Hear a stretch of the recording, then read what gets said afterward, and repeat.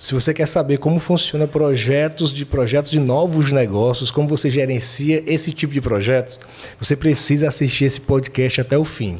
E para isso eu trouxe aqui, para conversar aqui comigo, o consultor, o empreendedor Mário Lima. Só lembrando que nós estamos aqui no podcast oficial do capítulo cearense da maior instituição de gerenciamento de projetos do mundo, o PMI Ceará. E aí, meu amigo Mário Lima, me conta um pouquinho, explica aí pro pessoal que está nos assistindo, quem é o Mário Lima? Bem, eu sou engenheiro de produção, né, de formação, vim da Casa da Engenharia da Federal. E eu também sei que tu fazia eu me encontrava quando a gente fazia natação, 6 horas da manhã, tu estava chegando no Cefet também, né? Estudava à noite na Federal e de manhã tu fazia o que lá? Eu fazia eletrônica, cara. Sempre foi minha grande paixão, né? Mexer em dispositivos eletrônicos, tecnologia, sempre me tirou, assim, sempre tirou muito da minha vontade de fazer as coisas e aprender coisas novas, né? E aí cursei lá até o terceiro trimestre de eletrônica, mas acabei desistindo porque eu sabia que eu queria me dedicar muito mais à engenharia de produção. A gestão, acho que e a gestão, né? Sair um pouco da parte técnica e ir mais para a parte gerencial. E outra coisa, cara, sair de noite, a gente fazia engenharia de produção à noite. Tu já deveria estagiar, trabalhar, ir para de manhã cedo também fazer um outro curso, era complicadíssimo, né? Puxadíssimo. Na verdade foi um turbilhão, né? Naquela época eu estava estudando para vestibular, estudando para o Cefet, passei no primeiro semestre lá e consegui entrar na Federal, consegui segurar até o terceiro tri fazendo as duas coisas ao mesmo tempo, mas aí eu tive que decidir, porque realmente ficou muito cansativo e eu via que na gestão, lá pela engenharia de produção, eu tinha muito mais a entregar do que na eletrotécnica. E tu fez mestrado também, né, Mário? Qual foi o teu mestrado? Fiz. Depois da engenharia de produção, eu quis me aprofundar um pouco mais em finanças, né, e concluí uma especialização em gestão financeira também, porque engenharia de produção, negócios, tudo tem muito a ver com a parte financeira. Então, não conhecer dessa área também é muito ruim. Então, fui aprender um pouco mais e eu comecei a me interessar cada vez mais por negócios, né? Depois disso, fiz um MBA em gestão de negócios lá pela IBMEC. E a última cartada até agora foi o mestrado em novos negócios, né? Lá pela Mackenzie, onde simplesmente eu consegui sedimentar a absoluta paixão que eu tenho pelo empreendedorismo. Que legal, cara. E é um excelente curso. Me lembro que tu estava se dedicando bastante na época. A gente mal conseguia se falar pela carga de estudos, de escrevendo a sua dissertação. Foi bem puxado, né? É puxado demais, né, cara? O mestrado em si, ele já é uma carga de estudos pesada, né? E eu estava fazendo mestrado, estava na posição executiva, um grande projeto nacional, viajando demais. Então, eu tive que conciliar bastante a agenda para poder conseguir entregar tudo da melhor forma, né? E assim, eu não queria fazer um curso por fazer, né? Eu fiz um curso aplicado, a minha tese foi em cima de uma startup montada, estruturada, então assim, foi bem desafiador. Mas como tudo na vida, né? Quando a gente olha para trás e vê o resultado, é muito bom. Valeu a pena, Vale né? a pena. Cara, e como é que tu entrou aí no gerenciamento de projetos? Assim, que momento da tua jornada tu entrou no gerenciamento de projetos e o que te atraiu na gestão de projetos? Bem, um comportamento que eu tinha que meus colegas desde cedo falavam que eu gostava muito de planejar as coisas, né? Gostava muito de organizar, de colocar todas as pessoas ali para entenderem o que era preciso ser feito antes mesmo da gente executar, né? Tinha uma banda, da banda já começava a aparecer essas coisas, as próprias demonstrações de capacidade de liderança, de estruturação. Você tem que cuidar do orçamento da banda, tem que fazer contratação de som, contratação de local. Então, eu sempre gostei muito de organizar esse tipo de coisa. E aí foi nascendo, eu fui me identificando ao longo do tempo com isso, porque e eu sempre gostei de variar muito as coisas que eu faço. Eu me entedio muito fácil. Então, com gerenciamento de projetos, toda hora é uma entrega nova, é um momento novo, é uma coisa diferente. E aí, ao longo do curso de engenharia de produção, mais ou menos ali pelo segundo ano, eu estava me aprofundando no estudo de gerenciamento de produto, gerenciamento de projetos de novos produtos. Legal. E aí, acabei me aprofundando e gostando da disciplina de gerenciamento de projetos. Comecei a estudar loucamente para me certificar, para ser o melhor profissional possível. Legal, então com essa tua jornada de novos negócios, novos produtos, gestão de projetos, ele veio bem de recente, né? Bem assim, lá da época da engenharia de produção. Uhum. Cara, olha que interessante, tu tá falando aí do teu perfil, eu fiz aquele teste de quais são os seus pontos fortes, você já viu, né? Sim. Descubra seus pontos fortes, tem um livro, eu comprei e fiz ali um teste de pontos fortes. E ele me deu ali, futurista, o cara estratégico, deu meus 5 pontos fortes. Aí ele dá algumas áreas que você pode atuar, e uma delas gerenciamento de projetos. Então acabou, eu disse, então eu fui realmente para uma área em que valoriza um dos meus pontos fortes, né? Que é essa parte estratégica. Então eu acho que o gerente de projeto ele tem muito isso que tu falou. É um cara que gosta de puxar a responsabilidade para si, né? E, cara, e com relação aos novos negócios, como é que o gerenciamento de projetos já ajudou? Então, como é que é esse novo negócio? Como é que tu incluiu a gestão de projetos dentro dessa área de conhecimento, digamos assim, de novos negócios? Bem, a disciplina de gestão de projetos ela é um arcabouço de técnicas e disciplinas que te ajudam a diminuir as incertezas na frente das coisas, né, que você vai fazer. Então, sempre, desde o começo do gerenciamento de projetos, é estruturar um bom escopo de produto, um bom escopo de entrega, tratar orçamento, tratar prazo, tratar pessoas, contratações, terceiros, enfim. E novos negócios não foge disso. O que ocorre é que esse cuidado de estruturar a gestão de novos negócios, de novas iniciativas, isso, de certa forma, é recente no Brasil. A gente tem muitos empreendedores, nós temos várias iniciativas que são muito baseadas em vontade, boa vontade. Não na forma de demérito, mas mais na raça mesmo, né? Brasileiro é um tipo de pessoa raçuda para entregar as coisas. Ele se apaixona, quer fazer e vai lá e entrega de qualquer jeito. Essa parte do qualquer jeito é que eu quis mudar. Então, é uma grande paixão minha, empreendedorismo, e estudar e aprender como juntar esses dois mundos, para mim, foi fundamental, né? Tanto que eu tenho estruturado esses novos negócios, ou por meio do meu próprio negócio, ou por meio das consultorias, mentorias, ou quando assumo posições de executivo, é justamente isso, colocar isso num bojo bem estruturado, com começo, meio e fim, com entregas claras, acordos claros, relacionamentos claros e, o mais fundamental, a proposta de valor claramente estabelecida e mensurável, né? Porque isso é uma das grandes dificuldades. Na nossa experiência, na nossa jornada de gerenciamento de projetos, eu pelo menos tive diversas situações em que eu tive que entregar projetos que não sabia o que é que gerava transformacionalmente nas estruturas, parecia que estava sendo feito por fazer.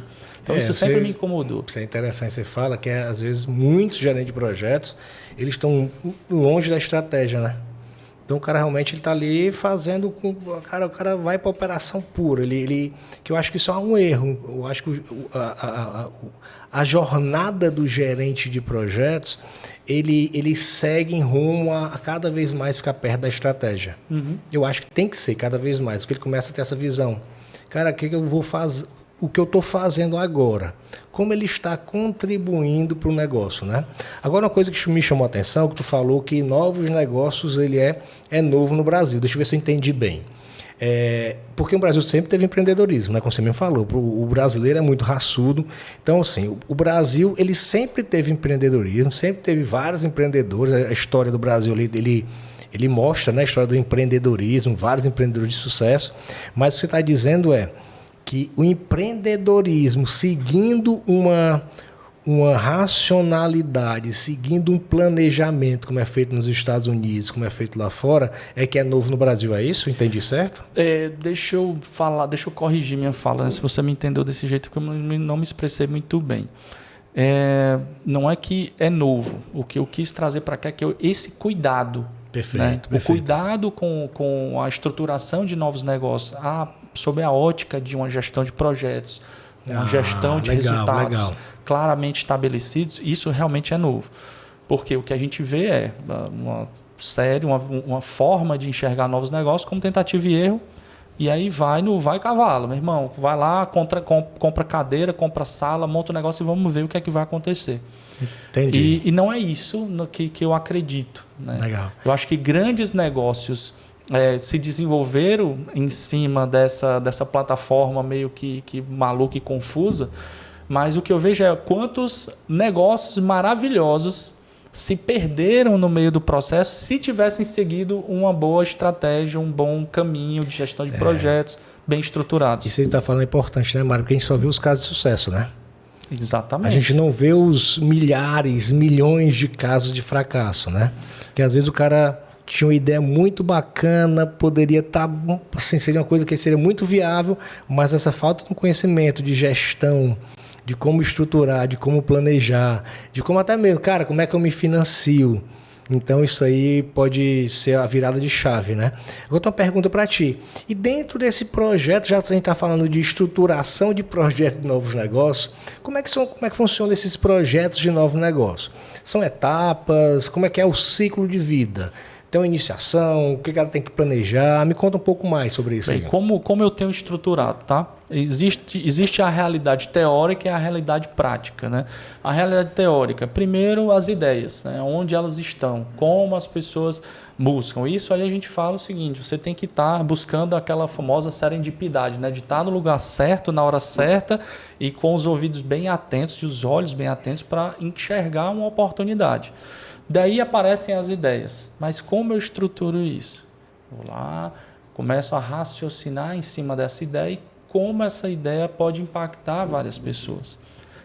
Essas ideias, elas de certa forma impactam. Isso você consegue fazer com perguntas simples com pessoas ao seu redor. Né? Depois que você minimamente confirma que existe essa possibilidade de novo produto, ou novo serviço, ou novo negócio, e aí você começa a estruturar de uma forma bem mais cadenciada. Bem, isso aqui tem possibilidade de ter negócio aqui. Depois, o que eu faço? Eu estruturo um protótipo, eu vou prototipar. O que é um protótipo? É uma realidade controlada, pequena e de pouco custo frente àquilo que você vai entregar. Protótipo de papel mesmo, escrito, mock-upzinho na mão, para que possam ser coletadas as primeiras impressões. Se aquilo realmente facilita mesmo. Porque no frigir dos ovos, o cliente, os usuários, eles não querem saber o que funciona por trás, como funciona por trás. Ele quer saber da experiência. Por isso que o design é tão importante. Pois é, muito importante mesmo, cara. E a gente valoriza pouco nessa questão de UI, UX, ou experiência mesmo com o produto, né? O UI UX é sensacional, cara, e é fundamental para esse processo todo. Tanto que essa disciplina, né, esse disciplinamento está sendo muito mais abordado, porque como a gente está vivendo um momento de abundância tecnológica, quer queira, quer não, há sempre diversas soluções para resolver o mesmo problema. O que vai diferenciar uma solução da outra é o quão essa solução atende às expectativas de usabilidade desses usuários. É a experiência, né? É a experiência. É o cara, qual a experiência que ele vai prover para o usuário. Tem um produto que vai uma experiência A, o produto vai a experiência B. Eu acho que tem mercado para todo, né? Tem mercado para todos. Eu acredito, eu sou da visão da abundância. Eu sou fanático por essa visão estratégica de mundo. Eu acho que cada ponto de inflexão tecnológica que nós tivemos no mundo, seja lá da máquina de TA para a máquina de carvão, da máquina de carvão para a estrutura hidrelétrica de geração de energia e hoje para a computação quântica, para a inteligência artificial, cada salto tecnológico dele, ele potencializa muito as oportunidades de novos negócios, de novas iniciativas. Imagina, antes eu tinha uma máquina de TA, depois eu tive a máquina de carvão, mas apareceu a energia elétrica. Eu preciso de alguém para fazer a hidrelétrica, eu preciso de alguém para fazer o poste, eu preciso de alguém para fazer o fio. Então, você abre um leque gigantesco, né, cara? E aí nós temos a realidade das pessoas do pensamento linear, né, que querem ficar com a realidade que está, tudo que é novo é complicado, é difícil, vai matar todo mundo. E tem a outra das pessoas do pensamento exponencial, que realmente enxergam tudo como uma nova oportunidade. E eu me relaciono muito com essa turma de que enxerga tudo como oportunidade. A gente está vendo isso muito agora, nesse exato momento aí com a inteligência artificial, né? Com o ChatGPT, que inclusive o Elon Musk escreveu uma carta com mais 1.000 especialistas, ele, o Harari, e a semana passada a gente escutou que ele mesmo vai lançar a própria dele, né? O cara, um mês antes, escreveu uma carta condenando, pedindo para esperar pelo menos 6 meses o avanço dos estudos, e agora ele já divulgou que vai construir a sua própria inteligência artificial também. Cristiano, eu sou um iconoclasta de natureza. Assim, eu sempre olho com muita crítica todo o posicionamento público que essa turma tem.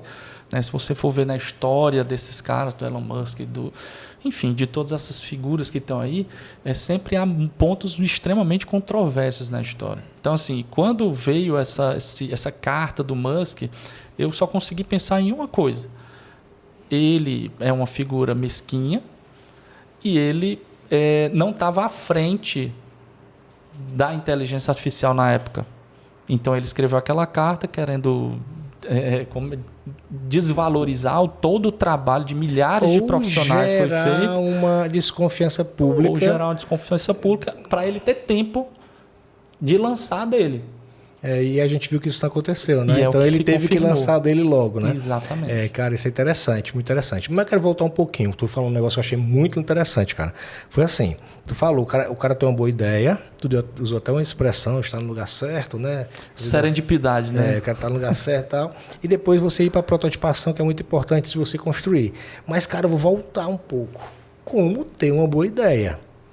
Cara, o que tu acredita que seria ali a ferramenta, né? Do cara ter boa ideia. É o cara viajar mais, é o cara ler mais, é o cara estar mais perto do problema. E aí, como é que nasce aquele estralo? Caraca. No momento eureka, né? No momento eureka. Caraca, esse produto vai pegar e eu vou investir nele. Como é que tu, pela tua experiência, sei que tu mentora aí centenas, não sei, milhares de startups nesses últimos anos, eu vejo que você está sempre ativo nesse ecossistema de startup, como é que os caras têm as boas ideias? Eu tenho me dedicado muito a trabalhar, a estudar criatividade humana, né? Como essas ideias, essa é a grande pergunta que tem me incomodado nos últimos tempos, me incomodado no bom sentido. Como ter as melhores ideias e como ajudar essa turma a ter boas ideias. O que acontece, Cristiano, é que nós vivemos num momento na sociedade em que a gente não está vivendo. A gente está num automatismo mecânico gigantesco. As pessoas não sabem, ou não lembram, nós, né, não conseguimos lembrar a roupa que nós usamos no dia de ontem. Porque a gente se fecha para o que é importante, né, que deveria ser importante, e a gente foca completamente no trabalho, foca completamente no que precisa ser feito, sem cuidar da jornada, né? E principalmente com o advento das redes sociais, isso tem piorado bastante, porque nem nas atividades do dia a dia rotineiras as pessoas estão conseguindo se concentrar, né? Hoje em dia, eu tenho falado em casa e com as pessoas que as redes sociais são verdadeiros cigarros hoje. Ninguém consegue fazer nada sem dar uma tragada ou dar uma virada ali no scroll ali da tela. E o que eu tenho pesquisado é que é justamente o contrário. Criatividade é uma combinação da sua experiência que eu digo, eu chamo de repertório, né? Tudo que você viveu, tudo que você colocou em prática, todas as viagens que você fez, os filmes, as conversas, toda a tua trajetória, junto com tudo que tu estudou, né? de conceitos teóricos, e junto com a combinação disso com as necessidades de outras pessoas. Se você consegue montar isso tudo, você consegue gerar uma boa capacidade de ter ideia. Mas ter capacidade de ter ideia não é suficiente. Você precisa colocar isso em prática. Você precisa observar, fazer sempre. Por exemplo, tem algumas dicas básicas para você ter boas ideias. Mude o seu caminho. Fuja da rotina. Troque o seu sapato. Inverta a meia. Vá um dia sem meia. Mude o seu prato. Crie coisas novas. Tente escrever com a mão esquerda. Mude o seu lugar no ambiente de trabalho. promova mudanças. Porque quando a gente muda, nossa cabeça começa a estranhar esse novo ambiente. Legal isso que você está falando, Mário, porque eu fiz um curso, né? Que eu medito há muitos anos, vou do Zen Budismo ao Mindfulness, muitos anos mesmo. E eu fiz um treinamento de Mindfulness e um dos exercícios, ele seguia até aquele livro Atenção Plena, que não sei se você já viu, tem até um vídeo que fala um pouco sobre esse livro. Esse livro vem com um CD e ele tem várias técnicas de meditação. E uma das técnicas de meditação que ele traz nesse livro é você começar a comer no outro lugar da mesa. Se você notar, você repete os mesmos padrões todos os dias, que é exatamente para entrar no automático. Você acaba vivendo, a gente fala no metaverso, o metaverso quando existir, quando vier, mas a gente já vive no metaverso. A gente passa mais tempo nas redes sociais ali, está sempre ligado no virtual. Aí o que esse livro ele comenta, né? Quando você sai, você muda, como você falou, muda a rota que você vai todo dia para casa, quando você senta você senta na cabeceira, vai para sentar no outro canto da mesa, você começa a voltar para o momento presente. Que você saiu do automático, aí você começa a viver realmente aqui na realidade. Porque hoje ou a gente está no passado, se arrependendo do que fez, ou a gente está no futuro querendo alcançar uma outra coisa. Mas a gente fica menos tempo no presente. E eu acho que a criatividade é você estar mais tempo no presente, né? Sim, total. E enxergar as outras pessoas, né? E essa parte de enxergar as outras pessoas também é fundamental, né? Porque com o seu cérebro treinado a observar mais, a ouvir mais, a ver mais, você começa a conversar com as outras pessoas e começa a entender, a combinar algumas dores. Cara, de repente eu tenho um problema que me afeta e eu vejo que outra pessoa tem esse problema também. E quando eu vou fazer uma pesquisa rápida, esse mesmo problema é comum para milhares de pessoas. Isso eu estou falando da trajetória normal, tá? De você estar aberto a ter novas ideias. Conseguiu ter essa ideia, viu que isso impacta várias pessoas, começa a prototipar. Cara, pensar na solução. E pensando nessa solução, cria-se um protótipo. Um caderno, num formulário de internet, numa página de internet, qualquer coisa. Porque o que é importante nesse momento aqui é você validar se realmente a solução que você está pensando em produzir tem potencial de solução. Então, um novo negócio. Naquela Singularity University, eles comentam que, cara, quando você for começar uma ideia, você analisa. Ela tem potencial de impactar 1 bilhão de pessoas? Se tiver, toca para frente. Se não tiver, vai atrás de outra. Uhum. Certo? Isso procede? Tem que ser tão megalomaníaco assim? A Singularity ela é muito mais focada para empresas e negócios exponenciais, né? Eu acho que procede sim, mas eu acho que não vale para tudo. Eu acredito que 80% dos serviços que você consome ou os produtos que você usa no dia a dia não são produtos que impactam bilhões de pessoas. Existe um mercado aí, uma cauda longa aí que você consegue também ganhar dinheiro e atender um mercado específico, uma quantidade de pessoas específicas com soluções. Perfeito. Agora, claro, se você tiver uma ideia dessa, maravilhoso, vai para cima. Mas você não pode se fechar, porque quando a gente começa a colocar anteparas nas suas possibilidades, você se fecha para aquilo. Então, enquanto eu não tiver a ideia de 1 bilhão, enquanto eu não tiver a ideia do moonshot, eu não vou produzir nada. Só que todos os dias, meu amigo, aparecem milhares de oportunidades de negócio na sua frente, você nem percebe. Nem percebe. Você tem que estar antenado. Você tem que estar atento. Por isso que eu não gosto de colocar aparas no pensamento. Tem uma frase muito conhecida no marketing, cara, que é assim: os ricos estão nos nichos. E eu complemento.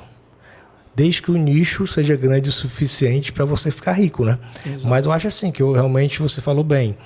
Pode ser que você não seja de 1 bilhão, mas 100 milhões de pessoas, 10 milhões de pessoas, talvez você faça uma diferença social e você consiga ter um negócio rentável, né? Em contrapartida. Porque não necessariamente um negócio tem que ser do tamanho da Microsoft. Perfeito. Não necessariamente um negócio tem que ser do tamanho do Facebook, da Meta. Porque senão não presta. Não é assim que o mundo gira. O mundo, se você for ver, claro que a concentração de receita do mundo está em cima desses caras.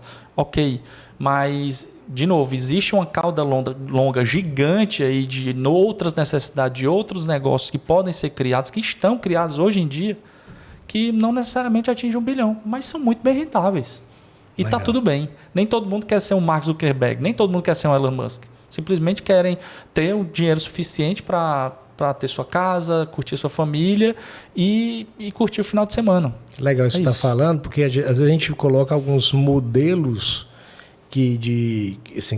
cara, todo mundo tem que chegar àquilo ali, mas, cara, eu não conheço esses caras pessoalmente, certo?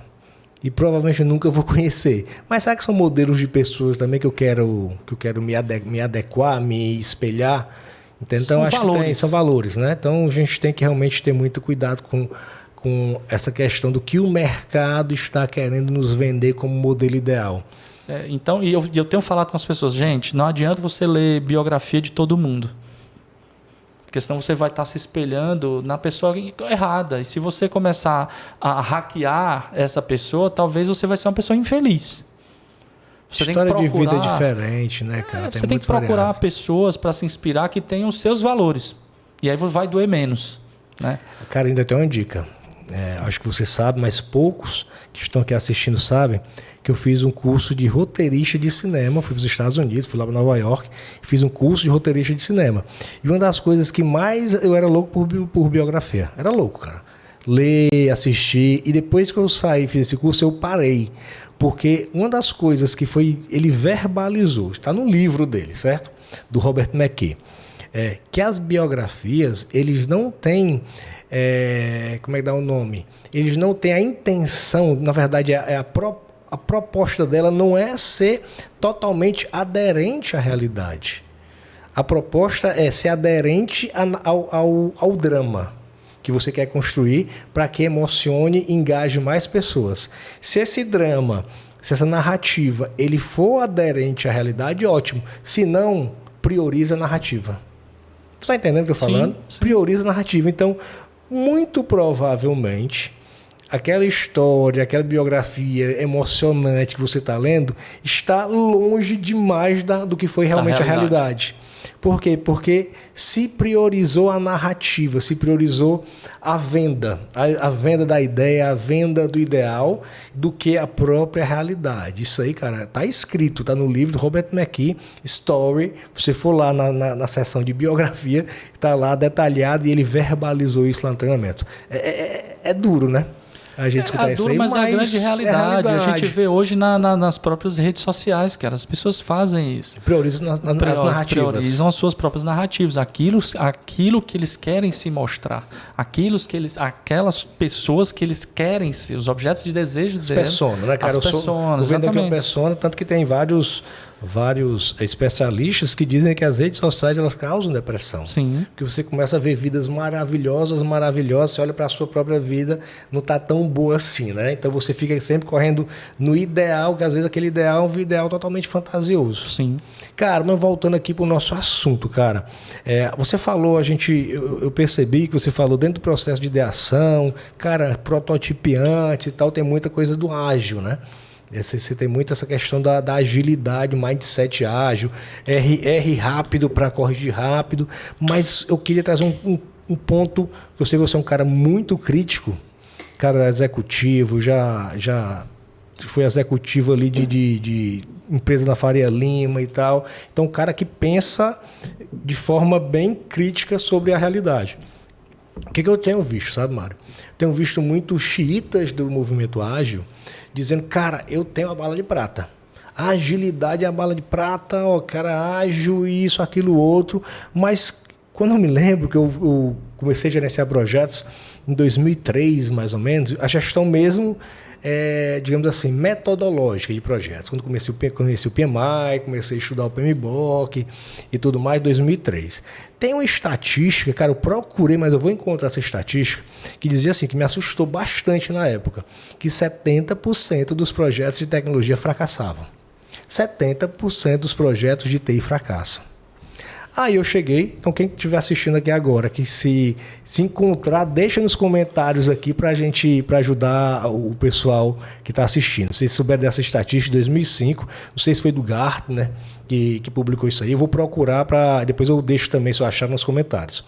Aí eu chego em pleno 2019, uma estatística aqui de quantos anos depois? 2003 para 2019. Cara, 16 anos depois, tem uma estatística da Harvard Business Review dizendo que 70% dos projetos de transformação digital fracassam.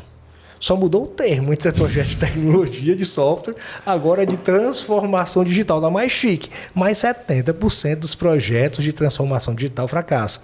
Isso era a preocupação número 1 dos CTOs em começo de 2019, que era tentar barrar, porque era um prejuízo de trilhões de dólares anuais, só projetos americanos. E só, meu amigo, de 2003 para 2019... a agilidade já estava impregnada, principalmente nos Estados Unidos. Então, assim, na última década, assim, a gente não consegue falar de projetos de tecnologia americanos nos Estados Unidos que não tem agilidade. Por que não mudou essa estatística, cara? Vamos lá, são vários aspectos. O primeiro ponto, eu fico muito feliz e triste ao mesmo tempo, porque, cara, boa parte dos projetos que eu conheço, que eu já trabalhei, que eu consegui ver em algumas empresas que eu já rodei aí nesse Brasil, não tem nem os seus objetivos claros. Então não tem como medir se ele foi fracassado ou não. Ainda tem essa, né? Então, os projetos que têm objetivos claros, né? E assim, e o outro aspecto também é que alguns projetos eu vejo que eles têm os objetivos e os fins em si mesmos, que estão errados, né? O objetivo é entregar o escopo do projeto, e não é isso. A necessidade de um projeto nasceu a partir de alguma necessidade de negócio, uma dor ou uma necessidade de melhoria. O projeto ele é o meio, ele não é o fim. Mas, infelizmente, a gente tem essa própria cultura profissional, que eu sou bem cético, bem crítico em relação a isso, de precisar sobreviver, o profissional de gerenciamento de projeto precisar sobreviver, ele fez com que os projetos eles morressem em si. Então, eu vi ao longo dessas décadas trabalhando com gerenciamento de projetos, muito mais profissionais correndo para justificar a própria metodologia, né, o próprio método, as próprias boas práticas, do que propriamente se preocupar com os objetivos claros do projeto. O que é que ele trouxe? O que é que ele, depois que eu implementei esse projeto, o resultado inicial, qual foi o impacto no negócio? Onde está isso? Onde está medido isso? Então, é bem difícil ver. Tá? E sobre essa questão da agilidade, assim, eu trabalho com agilidade desde 2007. Foi onde eu tive minha primeira experiência com agilidade. E conceitualmente eu me apaixonei. Eu acredito que é a grande realidade, eu acho que é a grande mola. Mas a mola executiva das coisas. Mas a agilidade não a agilidade como tem se mostrado ali depois do manifesto e tal. Acho que aquilo ali foi um detalhe. A agilidade que eu acredito é aquela que começou a ser institucionalizada em 1950, ali pelo Lean. Entendeu? A gente que é engenheiro de produção, a gente teve o João Luiz no podcast passado. Super profissional, inclusive. A gente já conhece o Lean desde a academia, né? E a gente sai com esse mindset enquanto engenheiro de produção. Cara, eu preciso pensar Lean. E realmente você tem razão. A agilidade começou na década de 50. A turma fica meio chateado quando eu coloco esses slides lá nos meus treinamentos e tal, porque eu sempre puxo para o Lean. O ágil nasceu e foi inspirado e assim, cara, 80% de todos os pilares e valores são puxados do Lean. Então é nisso que eu acredito. E assim, o grande lance da agilidade é a capacidade de diminuir os silos entre as relações, entre quem está entregando e quem está encomendando, quem vai usufruir daquele produto, daquele bem. Eu não gosto muito de puxar a parte da centralidade do cliente, porque muitas vezes o cliente não sabe nem o que quer. E a grande questão é, nós temos condições técnicas de influenciar o cliente a entender que ele realmente precisa de algo. Nós temos condições técnicas de entregar isso que ele está precisando. Então, essa clareza, essa transparência na relação com o cliente, né, entre quem produz, quem entrega e o cliente que tá usufruindo disso, que é o grande lance da agilidade. Né? O cliente entende que não é mais o momento de entregar ou de receber um certo artefato. Beleza, a gente combina e muda, sem problema nenhum. Né? O que antes a gente trabalhava, nem a pau, só depois do final do contrato, depois de 10 anos. A gente vai promover alguma mudança ou a gente impede o processo de mudança. Eu acho que a agilidade vem trazendo desde 1950 que a gente precisa tá hábil a mudar rapidamente, porque o mercado tem mudado rapidamente, as informações têm mudado rapidamente, as relações de troca, as relações dos clientes com os produtos, com os serviços mudaram. Hoje o cliente quer uma coisa, amanhã não quer mais. E aí? Não, porque o gerente de projeto disse que não pode mudar. É isso mesmo? Isso não existe. Porque o escopo foi esse. Detalhado ali, foi daquilo ali. O cliente não quer saber de escopo. O cliente quer saber de como ele usufrui daquele bem ou daquele serviço. Se mudou aquela relação comercial, muda tudo, muda o jogo. Acabou. E aí, quem não se adapta a isso, vai sofrer a consequência. Então, é nisso da agilidade que eu acredito. Não método, não estrutura, não processo. Cara, processo, eu venho aprendendo de lá até aqui, que tem milhares de processos de bala de prata, de frameworks maravilhosos, mas na prática eles não demoram muito tempo, porque sempre tem a bala de prata, porque aí tem o outro aspecto comercial, venda de certificado, venda de treinamento, venda de livro, que infelizmente influencia muito o processo. Influencia, a gente sabe disso. Entendeu? Então, assim, as pessoas defendem porque elas têm alguns interesses, inclusive econômicos, com isso.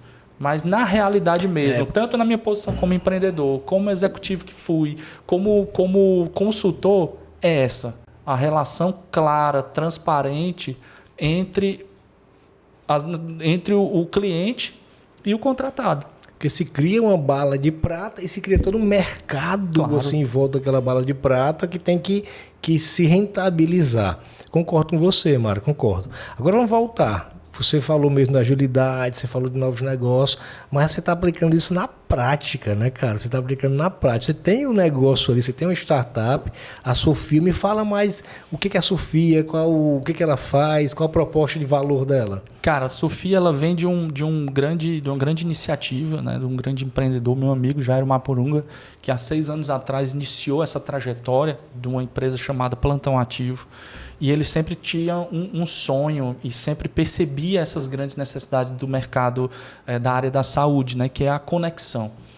O profissional da área da saúde é um profissional muito solitário. Ele é muito sozinho, ele não tem tempo de conversar, ele não tem tempo de estabelecer boas relações, inclusive técnicas. O que mostrou isso, escancarou para o mundo, foi o último momento histórico que nós tivemos na pandemia, na Covid. A gente teve dificuldade de definir qual era o protocolo padrão para a Covid, todo mundo correndo, todo mundo tentando, os profissionais muito cansados, frustrados, porque não tinham como conversar. Então, iniciou-se o processo lá em 2006, o Plantão Ativo, como uma forma de gerenciar os plantões, porque tudo era muito...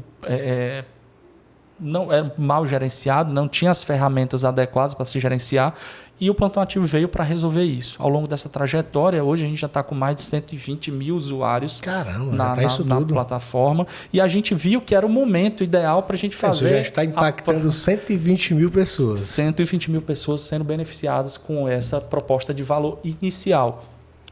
Mas a gente já entendeu nesse momento que já está mais do que na hora da gente dar esse segundo passo. Segundo passo, transformando o Plantão Ativo, que é uma das nossas ferramentas, de um grande bojo de conexões, que é a Sofia, que é a primeira rede social totalmente voltada para os profissionais da saúde. Que massa. Já está funcionando a Sofia? Já está funcionando, nós já estamos gerando as conexões, então todos os profissionais da saúde eles vão poder baixar, vão se conectar.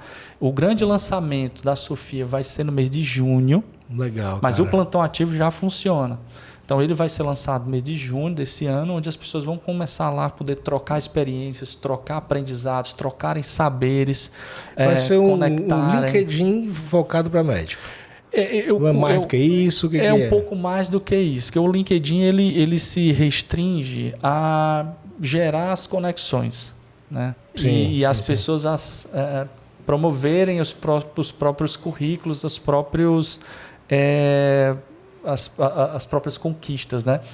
No caso da Sofia, não. A Sofia vai ser uma rede de relacionamento, de troca de informações, de troca de conhecimento. E a gente vai ter lá a possibilidade de publicações de artigos, troca de conhecimento. Cara, né, cirurgia, procedimento tal, fiz isso e deu certo, lancei na revista Netri, tá aqui o link. Falando lá, gente, testei esse procedimento XYZ, posso garantir, vi aqui, ó, tem embasamento científico que de fato funciona. Massa, muito bom isso. A galera perguntar, cara, encontrei um caso específico com essas condições clínicas, alguém pode me ajudar? No caso, minha filha, aconteceu um probleminha com minha filha no nascimento, cara, não tinha referência parecida no mercado. Então, o médico teve muito competente, foi lá e viu que era um caso raríssimo, não pela Sofia, mas ele conseguiu, depois de 2 dias, identificar um caso específico. Se fosse na Sofia, era na hora. Mais rápido. Era muito mais rápido. Entendi. Entendeu? Então, essas necessidades de mercado, essa proposta que falou de conexão, de troca tranquila, troca segura com profissionais da própria área da saúde, esse é o grande lance. A gente quer facilitar a vida do profissional, o dia a dia do ecossistema da saúde. Então a proposta de valor é essa, é facilitar a vida do profissional e eu acho que ao mesmo tempo deixar ele informado, né? Sim. E tem outra coisa legal... Informado e poder informar também. Que é virar referência, né? Também. Porque se o cara está lá proativamente gerando conteúdo, que vai bem dessa estratégia que nós temos no marketing, né? Que é a estratégia de conteúdo, o cara vai virar referência e vai ter indicação do Brasil todo. Sem dúvida. Esse 120 mil é nacional ou é só local? Todos os estados brasileiros. Caramba, que massa, cara. Parabéns, muito feliz. Que bom, muito bacana. E eu vi que nessa tua trajetória, tu acabou indo para a área de consultoria também, né? Consultoria assim, inovação, estratégia, novos negócios, business agility, cara, agilidade de negócio... Dentro desse contexto que a gente está falando aqui, de entrega de resultado, é isso mesmo? Tem algum outro serviço que está prestando? Cara, assim, ocorreu meio que naturalmente, né? Depois dessa jornada toda de gestão de projetos, trabalhar com estratégia como executivo, trabalhar com startup, sendo empreendedor e também sendo mentor lá tecnológico e mentor de negócio, cresceu e nasceu essa possibilidade que já está rodando na Merli Consulting, a gente ajudar as empresas com todo esse contexto histórico, né? O serviço de gestão estratégica, ágil, né? O pensamento mais ali no alto nível, porque a agilidade no dia a dia já tem muitos profissionais extremamente capacitados e eu, de fato, nem me habilito a ir por essa linha. Eu me proponho hoje a transformar realmente a cabeça dos negócios, né? A estratégia dos negócios, transformar essas estratégias de forma mais ágil, ser mais dinâmica em relação à forma com que elas percebem o mercado e principalmente como elas reagem a isso. Que a parte da execução é que está o fator principal de sucesso ou de fracasso. É como você reage a isso. Acho importante isso aí, Mara, acho importante.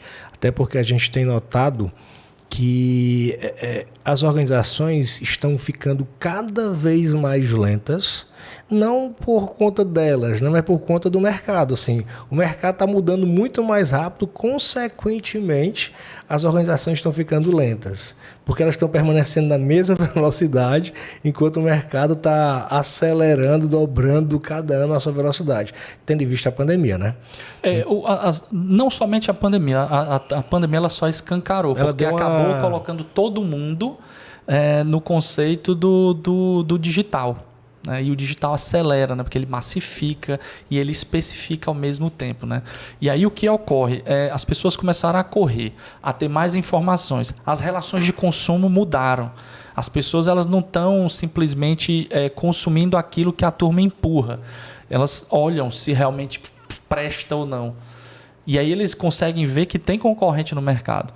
Então as empresas elas estão lá toda hora ocupadas a reagir a uma pancada que levaram no mercado. Então, assim, o que eu vejo é que é similar assim, a um trem no trilho, no meio de um caminho com a chuva de meteoro. O cara não conseguiu nem sair da reação do último vagão que levou uma pedrada e já vem outra lá na frente. O cara aí passa essa sensação de que as empresas estão paradas. Mesmo com todo mundo cansado, com crise de ansiedade, todo mundo trabalhando demais. Mas a gente não vê ali o negócio saindo do outro lado. Tem um negócio assim que a gente começou lá na Revolução Industrial, na primeira, que é a produção em massa, né? Só que a gente está numa outra revolução, que é a personalização em massa. Massificação personalizada. Exatamente. A gente tem que massificar a personalização. Então, as empresas que estão conseguindo deixar os seus produtos personalizáveis, eles vão ter mais sobrevida, né? Que ela vai sempre ter os nichos. E eu vi, cara, visitei várias empresas de produção de relógio personalizado, produção de capa de celulares personalizado, produção de camisas personalizadas, produção de café com foto da pessoa que impressa em espuma.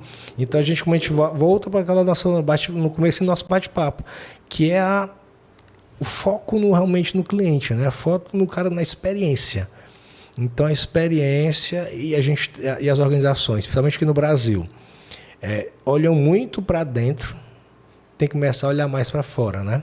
Cara, e qual a estratégia, essa empresa, o empresário, deixar uma dica para o empresário, tá lá escutando agora. Cara, eu me entendi, eu olhava muito para dentro, comecei a observar que meus produtos e meus serviços, eles não estão mais competitivos. Tá chegando o Amazon aqui, já entrega com um dia aqui, qualquer canto aqui do Ceará, já do São Paulo nem se fala, né? Já tem entrega ali há muito tempo, já entrega com um dia. Tá chegando a Shein, tá vindo aqui para o Brasil, outras estão vindo aqui. Então, o empresário já conseguiu enxergar, cara, eu tenho que mudar, porque a concorrência realmente ela é global. E o global já está aqui dentro de casa, né? Concorrência é global e o global está dentro de casa já. Já está no meu quintal. Já tá falando com meus clientes ali, dia a dia. O cara já enxergou isso. Qual a primeira coisa que ele tem que fazer, esse empresário, que enxergou isso? Seja leve. E pare de ter medo. Nós, como empresários, a gente tem um cacuete, né? Uma característica de olhar muito, de amar muito os nossos negócios, amar os nossos produtos, amar demais aquilo que a gente faz. E os clientes não estão nem aí para isso. O cliente não paga por isso. O cliente não quer saber se você tem um setor de controle de qualidade total, ele não quer saber disso. Ele não quer saber quantas certificações você tem. Ele quer saber se o produto que você está entregando atende à necessidade dele, na hora que ele quer, do jeito que ele quer. Então, olhar um pouco para a empresa e se perguntar se faz sentido ter aquilo. Se faz sentido ter ou não ter. O segundo ponto é, eu estou enxergando bem os meus clientes, eu estou ouvindo bem, ele está dentro da minha casa, ele é meu parceiro, o meu cliente simplesmente é uma relação pura de troca. Ele tem voz ativa na minha estratégia, não, né? Ele tem cadeira na minha mesa. Que eu tenho falado com algumas pessoas, até brinco em alguns boards de estratégia e tal. Eu sempre peço, né? Faço a brincadeira, eu sempre peço para deixar uma mesa, uma cadeira vazia com o nome cliente. Não o nome escrito cliente, mas o nome fantasia Cristiano. Para ele representar o cliente, para todo mundo ali na cadeira lembrar, na mesa lembrar, que o negócio existe por causa do cliente. Interessante isso aí, cara. Muito interessante. E ele precisa estar dentro das decisões. Ele precisa ser considerado, precisa ser ouvido. Eu já errei muito, Cristiano, como executivo, principalmente por isso. Por achar que o meu negócio era necessário para os meus clientes. E, na verdade, eram os meus clientes que eram necessários para o meu negócio. Você sabe, eu estou muito focado em marketing agora, gestão de marketing, growth e tudo mais. E eu não tenho medo de afirmar que a maioria dos negócios não conhece os seus clientes. Não conhece, cara. Não conhece o que faz o seu cliente perder o sono à noite. Se perguntar para a maioria dos executivos, dos empresários, pergunta assim, cara, o que faz o seu cliente hoje perder o sono à noite? E como o seu produto ou seu serviço ele pode ajudar ele a voltar a dormir bem? E aí o que é que acontece, Cristiano? Isso eu tenho certeza que você está falando. O que acontece? O orçamento da empresa ele é muito mais voltado para fazer o cliente conhecer o teu produto e convencer ele de que teu produto é bom do que simplesmente fazer o produto chegar nele, né? Porque produto bom ele não precisa de vendedor. Google precisa de vendedor? Não. Produto bom, cara, não precisa de vendedor. Se o produto precisa de vendedor, é porque alguém não soube comunicar ou não soube captar o real, verdadeiro valor que o cliente precisa. Concordo. E aí o que acontece? Quando isso não é a realidade, e é a grande realidade das empresas, os custos com marketing, com propaganda, com vendedor, é absurdo. E se for ver, cara, pensando aqui na cadeia de valor, é um custo que é uma despesa que não deveria acontecer. Não deveria. Considerando que a função venda poderia ser feita apertando um botão. O cliente chega lá na tua porta, eu quero comprar, ok. Eu tenho uma opinião um pouco mais, digamos assim, de dentro de marketing por defesa da área, né? Porque o que eu... hoje, tu sabia que falando do marketing digital principalmente, o Brasil é o terceiro consumidor de redes sociais do mundo. Sabia disso, cara? É absurdo, né? Sabia. O Brasil é o terceiro, só perde da Índia e de outro país, não é os Estados Unidos. Índia tem o outro, não esqueci qual é o outro. Mas, em média, 3 horas e 40 minutos por dia que a gente fica nas redes sociais. Então, assim, a maioria dos consumidores, eles estão nas redes sociais. Eu estava dando um treinamento de marketing médico digital, para um grupo de médicos, eu achei interessante o que uma médica me falou. Cristiano, eu sou especialista, essa médica era especialista da especialista. Poucos aqui, a gente está falando do Ceará aqui, nesse momento, tem poucos profissionais da especialidade dela. Então ela chegou uma cliente lá muito, muito bem recomendada. Vários clientes chegaram, vários outros pacientes chegaram, falaram para essa pessoa para se consultar, aquela médica era muito boa. Aí ela foi se consultar, só que ela disse para essa médica: olha, doutora, eu quase que eu não vinha. Falaram muito bem da senhora, muito, muito bem. Mas quando eu fui olhar seu Instagram, não tinha nada. Aí eu fiquei pensando, será que ela é boa mesmo? Aí ela se olhou assim, Cristiano, como é que pode? Além de eu ter que fazer mestrado, fazer doutorado, fazer várias especializações, participar de congresso, participar disso, daquilo outro, eu ainda tenho que ser boa de Instagram. Mas, infelizmente, é a realidade, né? A gente, assim, vai demorar a mudar essa cultura da nossa sociedade, mas cada vez mais a gente está entrando, ficando, como a gente conversou no começo aqui, a gente está cada vez mais no metaverso, e o que está, infelizmente, eu concordo com você, infelizmente, o que está no metaverso o que é real. Então, aqueles especialistas... Tanto que eu falo que nunca houve uma época da humanidade para você se tornar tão fácil se tornar um especialista. Em 6 meses, 1 ano, se você tiver a estratégia correta e a verba necessária, você se torna especialista. Sim. Não é? Se tiver muito especialista de redes sociais aí... referência. Estou referência, cara é referência. Especialista não necessariamente. Exatamente. Foi assim...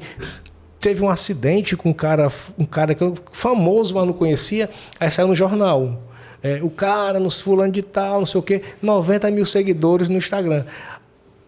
Como ele tinha 90 mil seguidores, ele ficou apto a ser uma celebridade para sair nas redes sociais, um acidente que teve no carro dele, lá, um batido no carro. Então, assim, infelizmente, Mário, concordo com você, o produto, ele realmente... Eu já trabalhei em empresa que os vendedores eram tirador de pedido. O produto, o serviço era tão bom que praticamente tirava pedido, era indicação. Só que isso aí está cada vez menos comum, né? Infelizmente, né? Isso tem mudado as relações de consumo, como eu te falei, né? As relações de consumo, elas mudam, né? E infelizmente, as pessoas elas têm passado muito tempo nas redes sociais. Virou um grande outdoor, né? Eletrônico. E isso, sem dúvida, tem que ser considerado. Isso é fato. Mas, de novo, claro, o que eu falei foi numa situação hipotética, né? Sim. No mundo real, no Lean, a gente pensar no Lean, cara, a produção puxada. Não tá na cadeia de valor. Não, o cara chega ali, o cara puxa. Que não transforma. Exatamente, entendeu? Não transforma. É nessa visão. Não transforma. Agora, de fato, hoje, se a pessoa, qualquer um, não tiver nas redes sociais, ele tá morto. E não souber, até digo mais, Mário. Quem tá nos assistindo agora, vou dar uma dica aqui que eu dei para semana passada. Semana está sábado. Eu dei essa semana essa dica na turma que eu estava finalizando. O pessoal falando, LinkedIn, eu escutei. Aí não, porque eu boto Open to Work. Aí você está trabalhando, mas nem que você não tivesse, não bote isso não, pelo amor de Deus. Você já falou dos 6 gatilhos mentais, os gatilhos da escassez? Você acabou de tirar a sua escassez. Você, no exato momento que você bota ali que está aberto para trabalho ali com um selinho, você tirou sua escassez. Acaba completamente qualquer capacidade de negociação. Acabou a capacidade de negociação. Rapaz, mesmo que você esteja desesperado atrás do emprego, tire isso daí. Tira isso. Então, assim, o cara acaba que, infelizmente, como está todo mundo no metaverso das redes sociais, que é um metaverso. Então a gente está constantemente na realidade alternativa aqui. Como a gente está constantemente no metaverso, o cara tem que saber as leis do metaverso. Sim. É outra física, né? É outra coisa. É outra coisa. Então o cara infelizmente, é outra área da sua vida, né? Sua vida eletrônica, sua vida digital, virtual. Tem que ser considerado. E você tem que se preocupar. Eu vejo que você faz um bom trabalho. Então, quem não segue, qual é o teu Instagram, Mário? É Mário Lima _Pro. Mário Lima _Pro. No Instagram, Mário Lima _Pro. O Mário está sempre colocando, acompanha o Mário, notícias ali, notícias de inovação no geral, transformação de negócios. Até sempre eu vejo suas postagens também nessa linha, né? Eu sigo também algumas dores, né? Quando eu faço alguma mentoria ou consultoria, ou dou aula, ou puxo algum insight, alguma dificuldade que eu vejo que é comum a várias pessoas, eu tento consolidar, né, esse conceito, esse conteúdo e essa instrução e colocar lá. E aí a gente vai tentando ajudar as pessoas da melhor forma possível e mostrando para elas também como a gente pode ajudar, né? Legal. Mário, a gente está finalizando, assim, passa muito rápido, né? Passa muito rápido. É muita coisa para conversar. É para deixar 2, 3 horas aqui a gente batendo papo. Mas, cara, eu queria saber, para a gente finalizar, o que é o PMI para você? Cara, o PMI para mim simplesmente é uma instituição que conseguiu, né, fechar um comum acordo acerca de boas práticas de gerenciamento de projeto ao longo do mundo. E ela tem um processo de reconhecimento profissional muito forte também. E isso é muito relevante. Eu costumo falar para as pessoas que existem alguns profissionais que são contra, né, essa questão de certificação, mas o que eu vejo é que a certificação ela é uma garantia de que a pessoa pelo menos sabe o conceito do que se está falando. E quando a gente fala aqui nas diversas certificações e nos conceitos, nas boas práticas, né, que fique bem claro, o PMI não tem metodologia, gente. O PMI recolhe e junta as melhores práticas. Ele consegue garantir àqueles profissionais que decidem seguir essa linha de trabalho o reconhecimento por ele conhecer profundamente aquilo. Então, o PMI, na minha vida, ele foi um divisor de águas na época também, porque naquele momento histórico, era um momento que se reconhecia bastante essa certificação. Fui certificado em 2008 como PMP. E de fato, era um divisor de profissionais. Ou você era o gerente de projeto com certificação, ou não era gerenciamento de projeto. Não era gerente de projeto. Ou era o resto. Então, de fato, na minha carreira, na minha profissão, na época, me ajudaram bastante. E hoje eu vejo que com essa inflexão para as boas práticas de agilidade também, aí pelo que eu vejo que o PMI está fazendo, ele continua na ponta como uma instituição séria de consolidação de boas práticas. Boas práticas, como se diz, o que é que funciona comprovadamente de melhor ao longo do mundo, ao redor do mundo. Então, é uma instituição seríssima, é uma instituição que tem uma consideração mundial e eu tenho orgulho de fazer parte dela. Legal, Mário. Bacana. Pessoal, você que é um change maker, né? Um agente de mudança, que trabalha com gestão de projetos, que trabalha no terceiro setor, levando ali transformação social. Se você não conhece o PMI ainda, se aproxime do PMI. O PMI tem mais de 15 capítulos no Brasil. O PMI Ceará é um dos 15 que está aqui em Fortaleza, mas atende toda essa região aqui do Ceará. Nós temos ali, muito provavelmente você vai ter um capítulo do PMI próximo a você. Se você é estudante de graduação, pós-graduação, mestrado, doutorado, cara, você se associar ao PMI, você paga um valor anual simbólico. São alguns cafezinhos ali por mês que você deixa de tomar. Então você vai ter acesso a todo esse conjunto de boas práticas que o Mário comentou. Então, o PMI ele publica muito conteúdo sobre gestão de projetos segmentado, construção civil, gestão de projetos de software, gestão de projetos no geral. Então, todo esse conjunto de conhecimento, boa parte deles já estão em português, você tem acesso de forma gratuita sendo filiado. Então, você vai ter esse corpo de conhecimento à sua disposição. Você vai ter oportunidade ímpar de fazer network com pessoas fantásticas, como o Mário, como o João Luiz, como o professor Facundo, como vários outros profissionais que fazem parte do capítulo aqui do PMI Ceará. Então você vai ter ali, a gente promove vários eventos, vários momentos de integração e discussão. Se você ainda não é gerente de projetos, mas você gosta da gestão de projetos, você está estudando, você quer praticar, mas não tem ainda oportunidade no seu trabalho, você pode vir aqui no PMI e trabalhar como voluntário, onde você vai ter oportunidade de praticar a gestão de projetos, junto com profissionais mais experientes. Então você vai ter oportunidade de vivenciar na prática um projeto. Como é que eu planejo, como é que eu rodo ali um Scrum, como é que eu uso o Kanban, quais são as melhores ferramentas. Então tudo isso você tem todos esses benefícios você tem ao se filiar ao PMI e ao PMI Ceará, ou PMI, a um capítulo PMI próximo a você. E sem falar também nos descontos em treinamentos que são com instituições parceiras do PMI, e ao Congresso, ao Congresso Brasileiro, aos congressos regionais. Aqui nós vamos ter ali em outubro, novembro, o nosso congresso aqui regional de gerenciamento de projetos, um congresso fantástico. No ano passado ali foram mais de 250 pessoas ali assistindo ali, palestrantes do Brasil todo. Então eu te convido a vir fazer parte dessa comunidade, dessa família de gerenciamento de projetos, que é a família PMI e a família PMI Ceará. E muito obrigado aí você que ficou até agora, e te aguardo no nosso próximo podcast.